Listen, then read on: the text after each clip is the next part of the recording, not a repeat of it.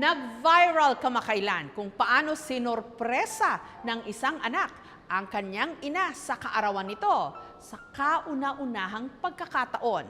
Sana'y magsilbi itong inspirasyon sa ating lahat na handugan din ang ating mga magulang bago pa mahuli ang lahat. Kahit pa nasa malayong bansa, hindi ito hadlang para sa isang anak na bigyan ng isang hindi malilimutang sorpresa ang pinakamamahal niyang ina. Sa buhay kong ito, tanging pangarap lang. Basahin mo na, ma! Lakasan mo pagbasa, ma! Para marinig po. Tayo mamasdan, ligaya'y tila. Sa videong ito kasi, si Nanay Elizabeth sa kanyang 86th birthday sa kauna-unahang pagkakataon nakatanggap ng regalong lobo, bulaklak, cake at card mula sa kanyang bunso na OFW na nasa Abu Dhabi. Ma, hindi ko man masabi sa'yo madalas, pero mahal na mahal kita. Minsan di nailulung. Hindi ko rin matandaan kung nabibigyan ba kita ng card at bulaklak tuwing birthday mo. Parang wala yata eh. Kaya itong naisip kong ibigay sa'yo para makabawi sa mga atraso ko. Pasensya ka na kung hindi ako makakasama sa selebrasyon mo. Mahal ang pamasahe. Joke. I love you, ma. Makakaraos din tayo. Hindi ko mapigilan. Sa ating mundo. Sa sobrang tuwa ng matanda, bumuhos ang luha. Hindi ko mapigilan sa aking anak. Salamat ako. Ako rin miss na kita. Bago ba pagkikita natin, gusto karati ka nandito. Sa feeling ko, mag-ingat ka diyan lang. Maraming salamat, aking anak.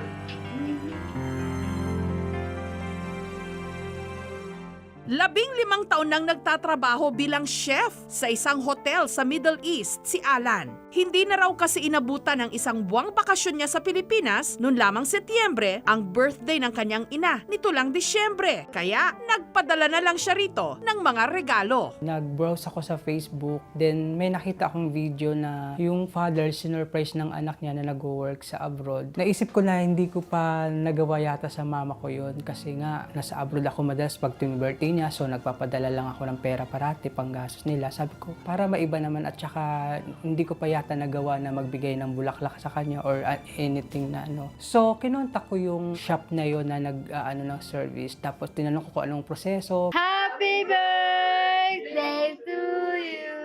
First time, magpadala man siya sa akin kung minsan magdalag package. Pero sinabi sa akin, yun lang, hindi niya sinasabi siya. Tuwang-tuwa talaga ako.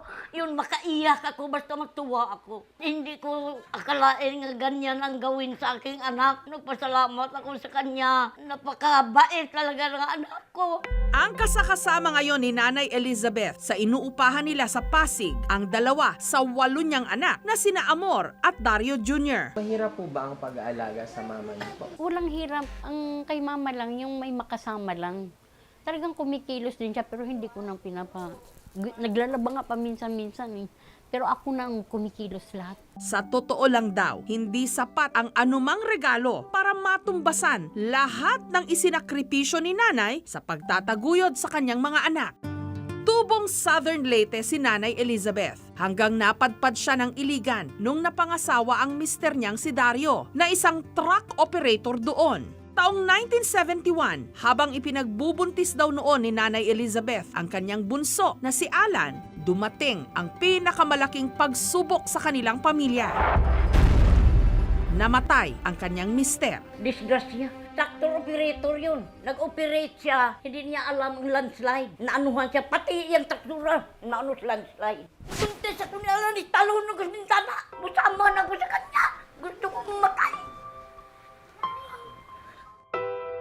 Ang masaklap pa rito, kamamatay pa lang ng kanyang asawa, Nahulog naman sa balkonahe ng kanilang bahay ang ikapito niyang anak na si Dario Jr. Nakalaunan dahil sa aksidente, nagkaroon ng kapansanan sa pag-iisip. Nahulog yung anak. Akala ko patay na yun. Sabi ko sa sarili, mabuti mamatay na lang ako. Para wala na ang aking lungkot naman. Sa totoo lang, ilang bisis ako nakasala ako sa Diyos. Gusto ko na rin mamatay para wala na ko isipin. Oo. Pero pagtingin ko sa aking mga anak, hindi. Patawarin mo ko, Diyos ko. Hindi ako magpakamatay dahil sa akong mga anak. Sino bang mag-alaga sa aking mga anak? Dahil na byuda, mag-isang itinaguyod ni Nanay Elizabeth ang kanyang 8 mga anak. Nag-buy and sell, namasukan siya bilang kasambahay at sumideline pa bilang labandera. Ang hirap, siyempre. Wala kaming papa. Tapos wala sa tabi namin yung mama namin. Kasi naghahanap buhay siya. Kung di siya maghanap buhay, wala ka. Kitang-kita namin na hirap ang mama ko. Naglalabada, nangangalakal. So, sagal lumaki lang kami ng ganun. Ang hirap ng buhay ko. Buntis pa ako. Ang aking panganay, 11 years old pa. Paano siya makatulong sa akin? Naglabada ako from 7 o'clock to sa gabi, 4 o'clock sa hapon. Muuwi ako. Pagka 5 o'clock, pasok na rin ako sa dishwasher. Sige, ano ko lang sa Diyos ang aking buhay. Siya na bahala sa akin. May time pa nga minsan na wala kaming makain. Ano na lang, isang takal na lang yata ginagawa ko. Ilulugaw ko para lang mapakain yung mga kapatid ko. Kalaunan, para makatulong sa ina, lumuwas pa Maynila mula Iligan ang nooy 16 anyos niyang anak na si Annette para mamasukan din bilang kasambahay. Doon ko naramdaman na ang hirap pala yung malayo ka sa pamilya. Gabi-gabi umiiyak ako. Kasi yung hirap, dumating ang punto na hindi na ako nasasahuran. Tapos gusto kong tumawag sa nanay ko, ayaw nila. Kasi nahihiya silang malaman na mahirap lang sila dito sa Maynila. Umiiyak din po siya, sir. Hinahanap niya ako, nagagalit nga kung bakit di ako sumusulat. Sabi ko, mama, ayaw nila akong palabasin. Gusto kong tumawag sa'yo, ayaw nila akong patawagin. Hanggang naisipan ng nanay kong sumunod sa akin. Makalipas ang 2 taon, sumunod si nanay sa kanyang anak sa Maynila. Karay-karay ang 2 pa niyang anak na sina Amor at ang bunso na si Alan. Habang ang iba pa niyang mga anak, inihabili na muna sa kanyang mga kamag-anak sa Leyte. Dapat si mama lang ang pumunta. 1977, mga 12 years old na ako. Narinig ko na pupunta ng Maynila si mama. Si mama, kahit na nagpapaiwan ako, parang mama's girl ako. Parang mamamatay ako pag nawala si mama. Ang isip ko, Manila, ang layo nun. Yung ginawa ko, sumakay si mama ng barko. Paris na. Sinama ko na auntie ko para ihatid siya. Ang ginawa ko, nagtago talaga ako sa ilalim ng katre. Lumabas ako, nakaalis na yung barko. Hindi na nila ako mapababa. Ginawa ko yung kasi ayaw ko talaga humiwalay sa mama ko. Sa Maynila, namasukan din bilang kasambahay at labandera si nanay. Kung minsan makain ako, mga masarap ang ulam sa aking amo, maalala ko sila. Pirmi lang bagoong nila kinain. Maalala ko sila. Kung sabi, kung nandito ba kayo, marami akong pagkain na tira, ibigay ko sa inyo. Kinuha ko na sila, bahala na. Dahil nagkahiwa-hiwalay ang kanilang pamilya, ang ibang mga anak ni Nanay Elizabeth, lumayo ang loob sa kanya. Pakiramdam ko, para akong walang magulang. Kasi mag-isa ako, matanda na yung pinag-iwanan. Di ba yung pakiramdam ko parang ulila na, wala ng pag-asa. Dagdag pa sakit pa para kay nanay nung namatay ang ika-5 niyang anak na si Ami dahil sa bato sa abdo. Kung minsan iwaksi ko, Diyos ko, kung nilulungkot ko. Kalaunan sa kanilang pagtutulungan, nakapag-ipon sila hanggang paluwasin na rin ni Nanay Elizabeth pa Maynila ang iba pa niyang mga anak na may kanya-kanya na ngayong mga pamilya. Matuwa rin ako sila, may mga sariling mga hanap buhay na sila. Tuwang-tuwa ako nga hindi sila magkahirap, maayos ang panabuhay nila, ilang pamilya. At yun, malaki ng bahay niya. Sa ilang pagsisikap yan mag-asawa. Walang kapantay ang nanay ko. Wala. Kahit hanggang ngayon tumutulong nanay ko sa akin. Sa kabila ng hirap ng buhay, pinilit daw ng bunso na si Alan na makatapos kahit man lang high school. Nagtrabaho siya bilang panadero hanggang taong 2003 siya'y nakapag-abroad. Nakakapag-provide na ako, medyo nakakabilang gamit. Yun nga lang, wala pa akong sariling bahay, nangungupahan pa rin kami hanggang ngayon. Yun na ang pinapangarap ko talaga, magkabahay kami para hindi na mangungupahan. Dahil mahal ang pamasahe, isang beses lang kada 2 taon nakakauwi ng Pilipinas si Alan. Ayoko nang maranasan pa ng mga kapatid ko yun na tipong kapag kailangan nila, kailangan may maibigay na ako, hindi na yung hahanap pala sila sa ibang tao. Magandang buhay ni Alan doon, walang problema. Ako rin wish ko nga bigyan pa ko ng medyo habang buhay sa Diyos para sa aking mga anak. Kahit na may asawa na sila, ano pa rin ako, concern pa rin ako, hindi mo wala akong concern sa akong mga anak. Happy birthday, happy birthday, happy birthday to you. Siniguro rin ni Alan na sa ika-86th birthday ng kanilang ina, kahit pa sila'y magkalayo, espesyal ang kanyang regalo. Ang pangarap ko sa buhay is maging komportable lang lahat. Maging masaya lang sana si mama bago man lang siya pumanaw. Kasi yun lang naman ang hangad ko eh. Feeling ko kasi kaya nawala ang papa ko, ako yung ipinalit sa kanya para mag-alaga. Gusto ko lang wala akong pagsisihan na kapag nawala siya na wala akong nagawa sa kanya.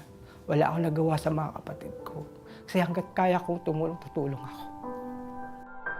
Pero hindi rito natatapos ang selebrasyon sa kaarawan ni nanay. Dahil nito lang Huwebes, kakuntsaba ang kanyang mga anak. Isa pang sorpresa ang inihanda namin para sa ating dakilang ina at lola. Get together ng buo nilang pamilya. Importante para sa kanya to. Kasi matanda na siya. Ilang taon na lang makasama namin for the first time na at least masasabi ko rin yung dapat kong sabihin sa kanya.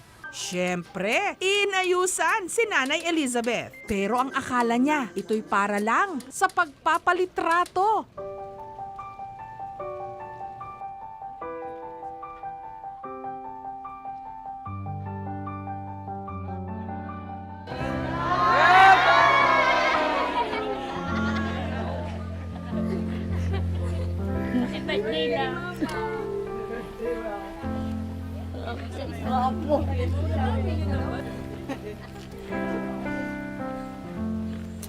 Maya-maya lang, hindi lang nasorpresa si nanay, naging emosyonal din. Happy birthday, ma!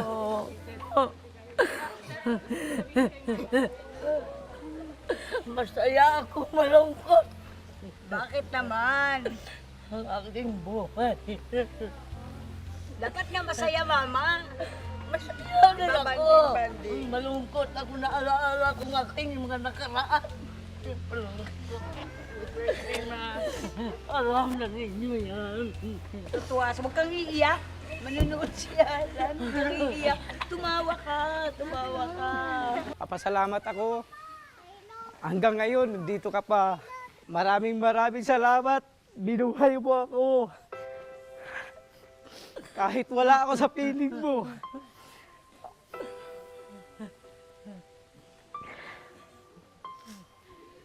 Patawarin niyo rin ako dahil hindi ako nakatulong sa inyo. Maaga ako nag-asawa. Alam ko, may kunting hinanakit ka sa akin. Pero alam mo naman, naghanap buhay ako. Andun na tayo, mo. Para sa inyo rin. Kaya nga, patawarin mo sana ako. Malayo ako. Matagal na kitang pinatawad. Wala akong matagal akong pinatawad. Naintindihan man kita eh. Yun lang, ma. Napabayaan ka kundi. Mahal na mahal kita. Mahal din kita. Kayong lahat mahal ko. At para makumpleto ang magkakapatid, nag-video call si Alan. Yan naman yung goal ko, Mike. Sumaya ka. Mapalitan lahat ng mga hirap mo. Yun lang naman yung pangarap ko. Maging komportable ka, masaya ka. Di bali na, huwag mo na ako isipin. Kaya kong gawin lahat, kaya kong tugisin lahat para sa'yo. Mga kapatid ko, hanggat may maitutulong ako, itutulong ko. Kaya nga habang buhay ka, gusto ko lahat maging masaya ka lang. Kasi gusto ko rin maging masaya si Papa. Kahit hindi ko siya nakita, nakasama, kahit hindi niya ako nagabayan, wala akong sama ng loob sa'yo dahil ginawa mo lahat. Nagpapasalamat ako sa'yo. Kasi isa kang malaking inspirasyon. Hindi ka na mapapatayan ng ibang ina. I love you, Ma. Love you daw. Mahal ko kayo lahat.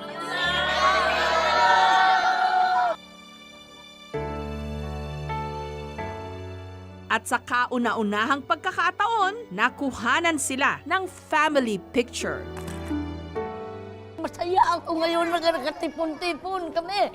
Sobrang saya. May nagmamahal, aakay sa'yo.